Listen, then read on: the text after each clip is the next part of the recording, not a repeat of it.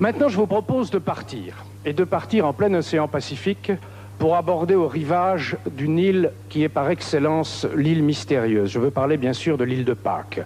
L'île de Pâques qui commence certes à nous livrer peu à peu quelques-uns de ses secrets, grâce notamment au progrès de la science. Et c'est bien entendu de là que nous vient le lièvre de Pâques, les œufs de Pâques. Je ne vois pas d'autre explication. Ça vient de là-bas. C'est magique. Mais il n'empêche que l'homme toujours, je crois, continuera de rêver à ce rocher perdu en mer et à ces statues colossales. Un des lieux les plus mystérieux de notre planète est une petite île perdue dans l'océan Pacifique. Un îlot au paysage désolé, l'île de Pâques, qui fascine les voyageurs depuis sa découverte au XVIIIe siècle. Un lieu étrange que les indigènes appellent l'île des yeux dans le ciel. Que sait-on vraiment de cet endroit au passé mystérieux que les anciens nommaient aussi le nombril de notre pays? De récentes découvertes remettent en cause certains mystères de l'île. La science a mis à jour de nouvelles pistes. Allons-nous pouvoir enfin percer le secret de ces gigantesques statues? Il y en a près de 700 réparties sur cette île qui est l'endroit le plus isolé du globe.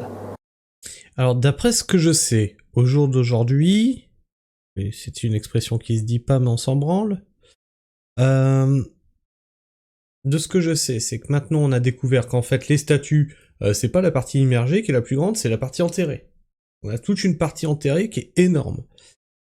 Mais de ce que je sais, alors vous me corrigez dans le chat si je me trompe, on sait toujours pas pourquoi elles sont là, ces statues-là. Et comment elles sont arrivées là, comment ils les ont transportées. Est-ce que ça a avancé?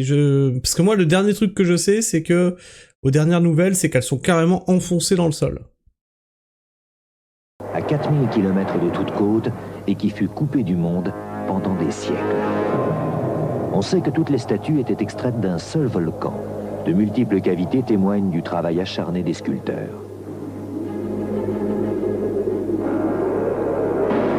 Les colosses taillés en plein bloc dans la roche volcanique mesurent entre 3 et 10 mètres et pèsent, selon les estimations, entre 20 et 80 tonnes. De là, les statues étaient acheminées tout autour de l'île. Mais comment ces géants de pierre taillés dans une roche fragile ont-ils été déplacés? Depuis ce volcan, il a fallu parcourir parfois plus de 25 km sur un terrain accidenté, contourner des collines et d'autres volcans. Lors de sa découverte, il n'y avait pas d'arbres sur l'île, et donc aucun moyen de fabriquer des rondins ou des leviers. Était-il transporté par bateau? Ces falaises sont des obstacles insurmontables. Putain, mais vous voulez absolument que j'aille voir Nota Bene, hein? Bah attends, voilà les gars, c'est noté, vous l'aurez. Ah bah là, voilà. Eh oui, à bout de papier. À bout de papier avec 2 noms de marqués dessus. Attention. La tradition, l'histoire le disent. Mon grand-père me l'a dit. Les statues se déplaçaient toutes seules. Oh bah c'est pratique ça. Ouais, c'est que ça doit être les pyramides, c'est pareil, on a planté un caillou comme ça, on l'a arrosé, ça fait une pyramide. Comment? En volant ou en marchant? Je ne sais pas. On m'a toujours dit dans le temps que les statues marchaient. Si vous voulez dire que je suis fou, allez-y.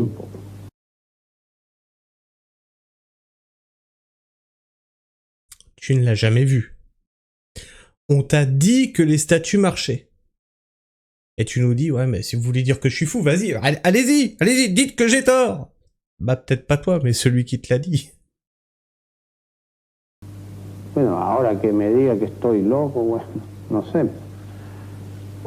Depuis des générations, ce que l'on affirme dans l'île, c'est que les statues bougeaient grâce à une force paranormale. Le mana. Salut David. Le mana est un terme qui se laisse difficilement enfermer dans une formule étroite. Néanmoins, si on le traduit du polynésien, c'est le mot pouvoir qui ressort. Ce pouvoir est évidemment un pouvoir spirituel, irrationnel, tant pis pour Descartes, exceptionnel, qu'avaient certains êtres ou des objets. Et du coup, les statues, elles avaient du ki alors? Les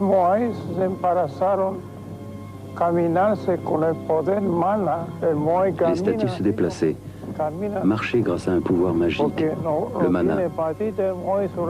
Les statues marchaient comme ça, parce qu'elles n'ont pas de jambes.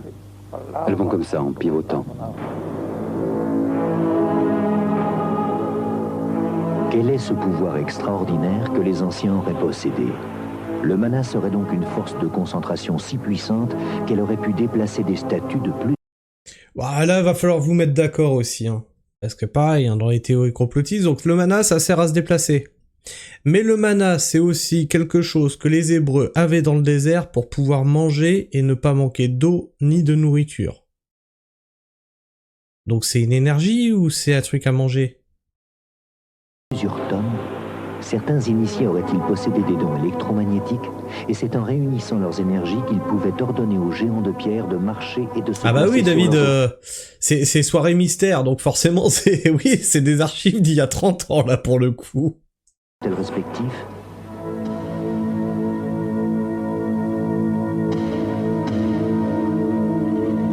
Ah ben justement, tiens, c'est la question que je posais tout à l'heure, si ça avait été, si on avait trouvé justement la solution à ces statuts, mais ils m'ont dit qu'il fallait que j'aille voir Nota Bene, donc ouais, prochain live, on se fera Nota Bene. Les 2000 Pasquans qui vivent aujourd'hui sur l'île en sont persuadés, et certains tentent de retrouver le pouvoir oublié de leurs ancêtres. Ils se réunissent dans des grottes, ou alors vont seuls pour se concentrer.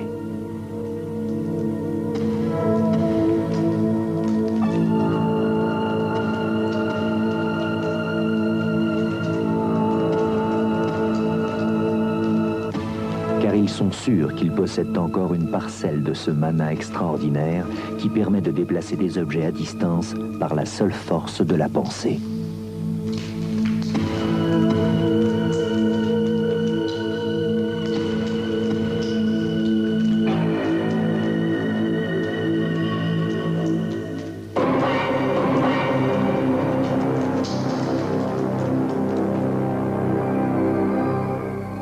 À 4000 km de là, à Santiago du Chili, dans l'arrière-boutique d'un bazar ésotérique, les membres d'une secte se réunissent régulièrement lors de séances collectives pour s'exercer à déplacer des petites statues sans les toucher. Mais le chemin pour retrouver la force de leurs ancêtres est long, et l'énergie qui fait bouger cet objet semble bien faible comparée à celle qu'il faudrait pour déplacer les colosses de l'île de Pâques. Ce qui est sûr, c'est que depuis sa découverte, l'île de Pâques a intrigué et divisé les chercheurs.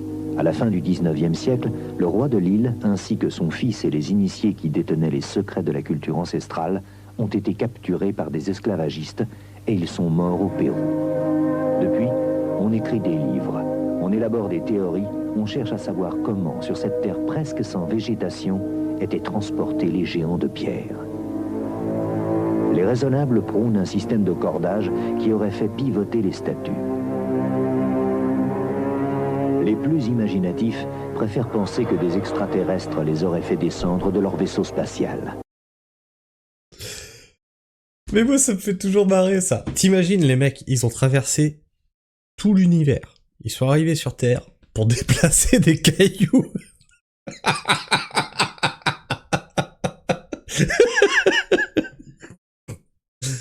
Bah oui, ils avaient que ça à foutre, ils s'emmerdaient, ils étaient là. Attends, on a un vaisseau spatial, il y a des cailloux. Attends, si on faisait une corde, on peut lever des cailloux. Plus sérieusement, en 1960, un archéologue américain, Phil Mulloy, fait l'expérience de redresser des statues au moyen de rondins d'eucalyptus tirés par des bœufs. Mais il faut signaler qu'il n'y avait ni eucalyptus ni bétail sur l'île à l'époque où les statues étaient extraites du volcan. On a dit tout et n'importe quoi sur l'île de Pâques. Et on a dit tellement de choses. Et l'île de Pâques, c'est un endroit qui défie toujours l'imagination des chercheurs. Et puis, admettons qu'on prenne cette théorie-là. C'est des extraterrestres qui ont pris des rochers, qui les ont foutus comme ça, qui les ont taillés pour... quoi faire? Quel est le but? Quel est l'intérêt d'avoir fait ça? C'est toujours ça le truc, c'est quand tu poses la question dans quel but?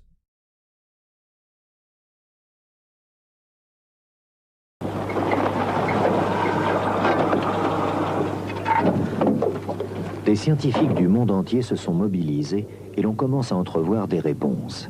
En 1983, un botaniste anglais étudie le sol de l'un des volcans de l'île. Il analyse des échantillons de pollen anciens et constate qu'une forêt prospérait jadis ici. Puis, des spéléologues français découvrent des graines de palmiers géants. Pour les chercheurs, c'est l'émerveillement. La découverte la plus extraordinaire de ces dernières années, c'est la mise en évidence sur l'île de Pâques d'un palmier qui pousse actuellement au Chili. Et ce palmier, qui peut atteindre des hauteurs de jusqu'à 20 mètres, pour des diamètres de tronc de presque 1 mètre à 1 mètre 50 de diamètre, couvrait l'île de Pâques. Et donc, il faut imaginer que sur cette petite île, il y avait quand même des matériaux susceptibles de procurer ce qu'il fallait pour fabriquer des plateformes roulantes, des leviers, enfin tout le matériel nécessaire au transport des statues de l'île de Pâques. Tous les arbres qui existent actuellement sur l'île ont été plantés au début du siècle. Mais les récentes découvertes des scientifiques semblent donc prouver que par le passé, l'île était boisée et que cette forêt a disparu depuis. En principe, il est vrai que ce type d'arbre aurait pu être utilisé pour transporter les statues. Mais on n'a aucune preuve concrète que c'était le cas. On ne sait pas si ça s'est passé comme ça ou non.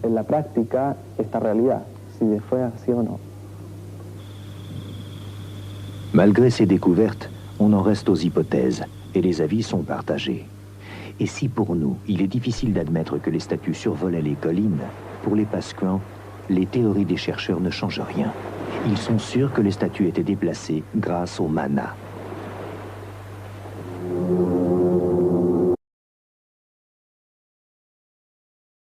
J'ai la solution. Elle est dans ce transfert d'images. Les statues, ce sont des hommes qui se sont fossilisés. Ils sont partis prendre pied, là. Tu sais, quand on te dit « reste pas là, tu vas prendre racine ». Alors, c'est ça.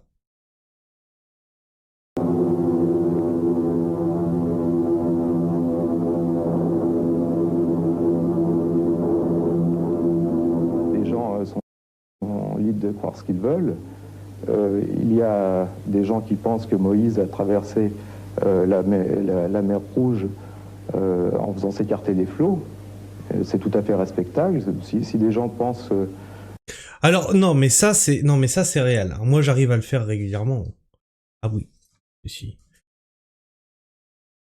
Je le dis à mon fils, hein, j'ai écarté ta mère.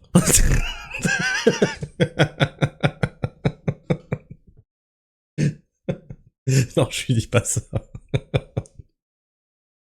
Qu'on peut transporter une statue en pierre par la simple volonté, c'est une question de foi uniquement. S'il y avait une forêt auparavant, pourquoi a-t-elle disparu? Que s'est-il passé? Les dernières statues datent de la fin du XVIIe siècle et beaucoup d'entre elles ont été brisées, jetées face contre terre.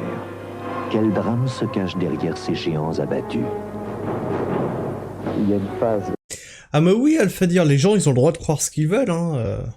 Ouais, faut démontrer ce qu'on avance. Moi, je crois que je suis milliardaire, mon banquier m'a dit non. Et ma croyance, t'en fais quoi? Mais enfin... c'est ma religion. Où on construit beaucoup de monuments, où on sculpte des statues, où on les transporte sur ces monuments.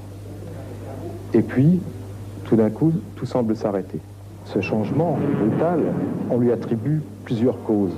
La plus évidente, il n'y a plus de végétation à disposition. Les gens ont exploité complètement leur milieu naturel. Notre hypothèse est qu'à la suite de circonstances climatiques défavorables, la végétation a été affaiblie. On parvient très rapidement à une catastrophe écologique. Une surpopulation de l'île aurait-elle entraîné des famines et donc de sanglantes guerres tribales? De terribles massacres auraient-ils mis fin à cette civilisation merveilleusement inventive qui aurait même créé une écriture, comme semblerait l'indiquer ces tablettes que les ordinateurs les plus puissants ont été incapables de déchiffrer? Entouré d'eau, totalement isolé, ce peuple a imaginé des rites étranges qui n'existent nulle part ailleurs. J'ai abordé beaucoup de rivages dans ma longue vie. Aucun ne m'a procuré cet effet-là. J'avais l'impression de toucher, je ne sais pas quoi, moi, à la clairvoyance ou véritablement à quelque chose qui ne ressemblait à aucune autre. Mais qui est ce mec? Pendant 10 siècles, perdus sur leurs rochers, les Pasquins ont créé leur propre culture, leurs techniques, leurs croyances. Et de nombreuses questions restent toujours sans réponse. Les colosses de pierre gardent encore les secrets de leur île mystérieuse.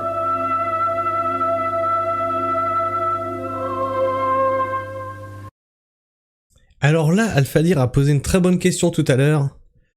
Qui vont être les experts sur le plateau? Ils vont être experts en quoi, selon vous? Est-ce que ça va être des médecins? On sait pas, hein.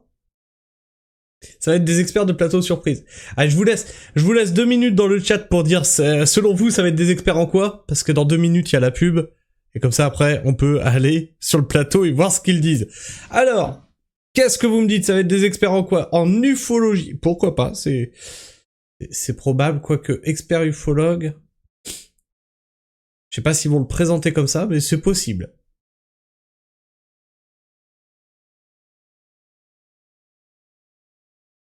Vous avez que ça? Ufologie? Allez, moi je préchote un archéologue, au moins dans le tas. Qu'est-ce qu'ils peuvent nous mettre d'autre? Qu'est-ce qu'ils peuvent nous mettre d'autre? Un écolo. Je sais pas si c'était la mode à l'époque, mais... Et en vrai, pourquoi pas pour la déforestation qu'il y a eu sur l'île? En vrai, pourquoi pas, hein. Expert en expertise, ça c'est certain. Ça c'est certain. Un archéologue, ouais. Alors attends, on va découvrir et vous me dites quand vous avez la pub, je mettrai pause dès qu'il y a la pub. Merveilleuse île de Pâques. Et pour en parler plus longuement Climatologue, avec nous, pas con. un homme que vous reconnaissez peut-être, Christian Zuber, cinéaste, reporter, photographe, explorateur. Christian Zuber, c'était la caméra au point il y a 8 ans. Cinéaste. On l'avait pas, celle-là. C'est toujours surprenant. 10 ans, pas sur TF1, c'était la une à l'époque. Et puis un homme que vous connaissez peut-être moins, André Valenta. Je dirais qu'André Valenta, c'est la rage de connaître. C'est d'ailleurs le titre d'un... Ah, c'est les pubs. Alors on va attendre parce que qui nous annonce le titre du bonhomme. Un ouvrage merveilleux qu'il a écrit. Oh! Alors, on a un expert cinéaste, et l'autre, tel que ça se défile, ce serait pas loin d'être un écrivain. On va voir, hein. Mais vous voyez, on est encore trop logique. On est parti sur un truc, on s'est dit, attends, ça peut être relié à l'ufologie, ça peut être relié à l'écologie, ça peut être relié au climatologue. Non. Écrivain, cinéaste, bien sûr. Pour parler de l'île de Pâques, quoi d'autre? Écrit de vulgarisation qui s'appelle La passion de connaître. Il y a quand même plein de questions qui se posent.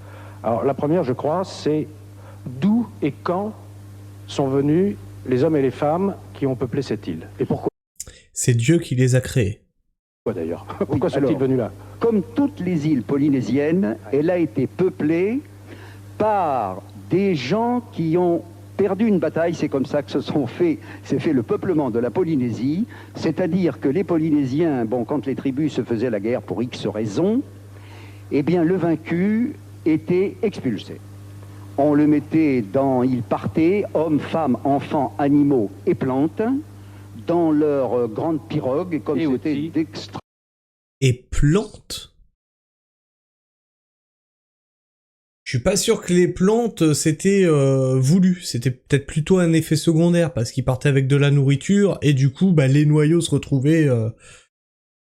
Ok. Extraordinaires et outils. Comme c'était d'extraordinaires navigateurs, ils ne savaient pas d'ailleurs où ils allaient atterrir. Bon, et c'est comme ça que vers le 5e siècle après Jésus-Christ, l'île de Pâques a été peuplée. Bon, pour tout un chacun, l'île de Pâques, ça se résume quand même, à tort peut-être, à ces énormes statues. On ne comprend pas comment ils les ont sculptées, comment ils les ont transportées. toutes les cultures, l'île de Pâques a ceci de particulier, c'est que c'est le seul isolat, c'est-à-dire groupe, petit groupe, ayant vécu complètement isolé. On a découvert le dernier isolat au cours de la dernière guerre, c'est une tribu de Papouasie. Bon, ils ont vécu totalement isolés du reste du monde. Or, les isolats qu'on a découverts sont généralement vraiment très primitifs. On a trouvé au début du siècle Pourquoi vous mettez votre micro dans votre nez, monsieur? Une tribu qui ne faisait pas le rapprochement entre l'acte sexuel et la naissance. Tous les isolats, sauf l'île de Pâques. Il y en a encore. Hein. Il y en a encore, c'est très...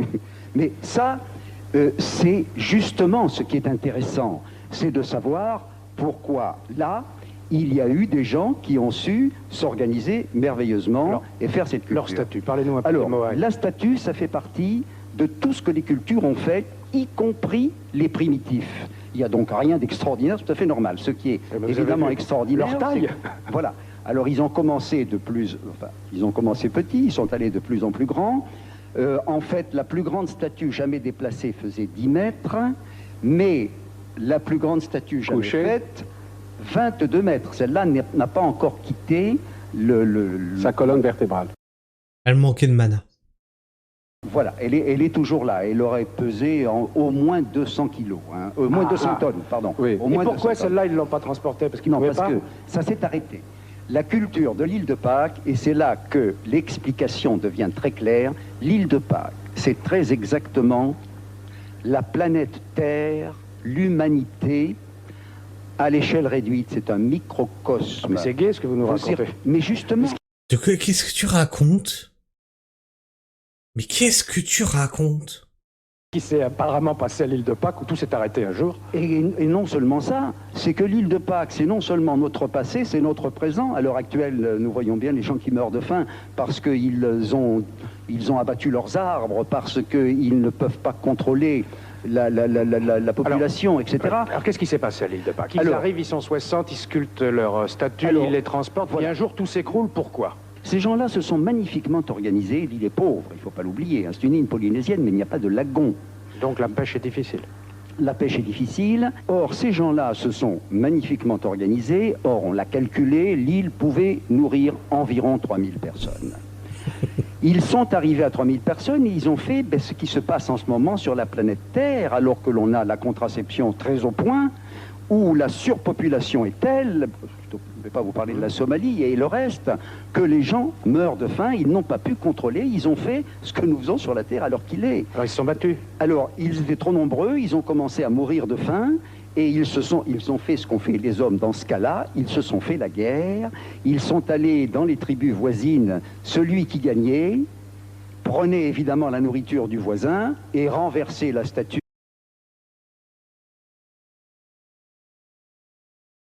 Non mais monsieur, ça ne tient pas. Tu nous as dit qu'ils avaient fui un territoire parce qu'ils avaient perdu une guerre.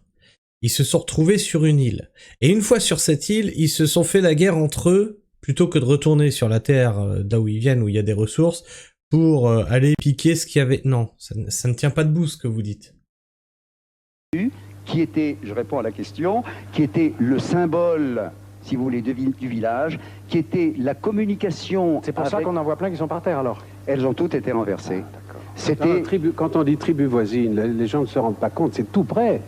On fait le tour de l'île de Pâques en un jour, en moins d'un jour. Combien elle fait? Vous partez du point A n'importe où. Elle fait 165 km². Vous partez d'Angareva, le petit village, et vous partez le matin, vous arrivez le soir. Ah oui, Christian, c'est très petit. Il a dû le faire, oui. Non, il l'a suffisamment fait. Ouais. C'est un triangle rectangle de 16 km sur 18 sur 24. La hauteur du triangle, c'est 11 km. Voilà. Mais ce qui n'empêche que ce triangle, c'est horrible de dire un triangle, des chiffres, etc., pour essayer d'illustrer le côté poétique, le côté merveilleux de l'île. J'ai fait 2 voyages de 2 mois et demi là-bas. Hein. Christian Zuber, bon, vous avez fait, je ne sais pas combien de fois, le tour du monde.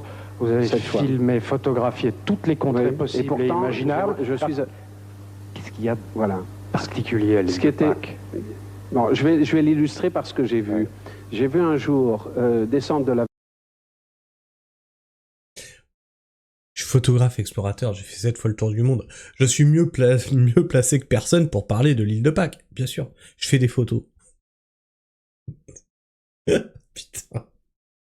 Nous avions une touriste banal, avec un Kodak sur le ventre, et à 500 mètres, on voyait que c'était une touriste. Et là, j'ai vu cette femme qui a ignoré tout ce qu'il y avait autour d'elle. Elle a fait 3 kilomètres tout droit devant elle, comme si elle connaissait l'île, elle n'avait jamais mis les pieds. Et elle est arrivée là, et elle est allée voir les statues, elle était fascinée. Et je dois dire que on a oublié de parler d'Henri Garcia. Vous êtes quand même sensible, André Valentin, à cette part de rêve. Encore plus. Parce que quand on vous parle de mystère ou d'atmosphère, on a l'air de vous agacer tellement que... À partir du moment où c'est un mensonge.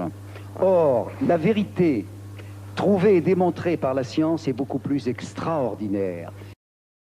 Mais pour le moment, tu nous as rien apporté, mec. Un mot, André Valentin, Christian Zuber, de ce qui, à l'heure actuelle, il faut bien le dire, est toujours un mystère. Attendez, alors, de quoi s'agit-il? L'écriture. Vous nous avez expliqué que ces gens-là, ce qu'ils avaient de formidable, c'est d'être restés plus de 1000 ans coupés du monde sans apport extérieur. Voilà. Alors voilà, des gens, malins comme des singes, c'est formidable, et ils inventent une écriture, et vous, avec tous vos ordinateurs, vous le savez, vous n'êtes toujours pas arrivé à la déchiffrer. C'est tout à fait exact. Alors, c'est un des problèmes de l'île de Pâques, une des choses admirables. Vous savez que nous sommes en Polynésie, dans ce qu'on appelle les civilisations de l'oralité, c'est-à-dire où il n'y a pas d'écriture, sauf à l'île de Pâques, où l'on a pu sauver 26 objets, dont la plupart, on les appelle des tablettes, même quand ils sont ronds. Donc scientifiquement, je pense que c'est des extraterrestres. Selon la théorie des anciens astronautes. 26, c'est pour ça qu'on les a numérotés de A jusqu'à Z. On les connaît tous. On les connaît tous. Il n'y en a pas plus. Sont répartis dans 12 musées du monde, ce qui ne facilite pas la recherche. Au musée de l'Homme à Paris, on a le moulage de 14 de ces tablettes, ce qui est absolument extraordinaire. Sur ces tablettes, des hiéroglyphes, c'est-à-dire des dessins. Alors là, nous rentrons dans l'invention de l'écriture. Ces caractères s'appellent rongo-rongo, on les a appelés comme ça. Bon, ce sont des hiéroglyphes. Pour le moment, malgré toutes les tentatives, on n'a pas pu les déchiffrer. Alors...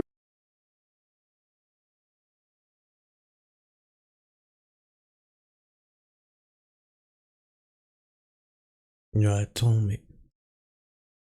mais ça ressemble à ce qu'il y a autour des boutons de la machine à laver, ces trucs-là, non?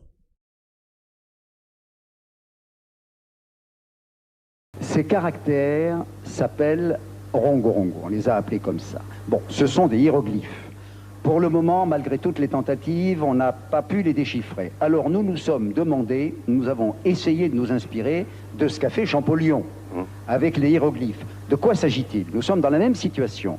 Champollion avait une écriture inconnue qui correspondait à une langue perdue. Tous les spécialistes des messages dans les services de renseignement vous disent, si la langue est inconnue, par définition, on ne peut pas déchiffrer. Parce que dans les services d'espionnage, ce sont des codes inconnus, mais correspondant à une langue connue, bien entendu. Il n'y avait pas un vieux Pasquan qui pouvait les lire, ces tablettes? Non. Vous savez que Champollion, lui, avait un avantage, non, mais il est tombé sur la pierre de Rosette, et il y avait un autre avantage que nous n'avons pas, nous, c'est que les noms des dieux et des pharaons étaient dans ce qu'on appelle un cartouche, c'est-à-dire qu'ils étaient entourés. Or, nous savons très bien qu'ils devaient parler de leur dieu, comme le dieu Maké, tu dis ça dans ton livre d'ailleurs, et malheureusement, comme il n'est pas entouré d'un petit cercle... Tu dis ça dans ton livre, le photographe là qui est expert de l'île de Pâques, qui a écrit un bouquin dessus, faut le vendre le livre, on en profite d'être à l'émission. Pour le moment, on ne peut pas le trouver. André Valentin, je vous remercie, je vois que vous êtes intarissable sur l'île de Pâques, mais c'est une émission spéciale qu'il faudrait vous confier. Christian Zuber, merci. Moi, il me fait surtout penser à Grimaud, le vieux là. Il me fait penser à Grimaud. C'est le mec, il veut surtout pas que son truc, sur lequel il a fondé énormément de théories, puisse être annihilé, en fait. À ça, quand on raconte de la merde, on peut en raconter pendant des heures, voilà, mais c'est exactement ça. Mais comme il a fondé énormément de théories autour, qu'il a vachement bûché le truc, je dis pas de façon... scientifique, mais qu'il a bûché le truc pour essayer de trouver des explications qui tiennent debout par des bouts de ficelle, machin et tout, il a pas envie qu'on vienne avec un truc scientifique puis dire mais non, ça c'est de la merde. Il comprend bien.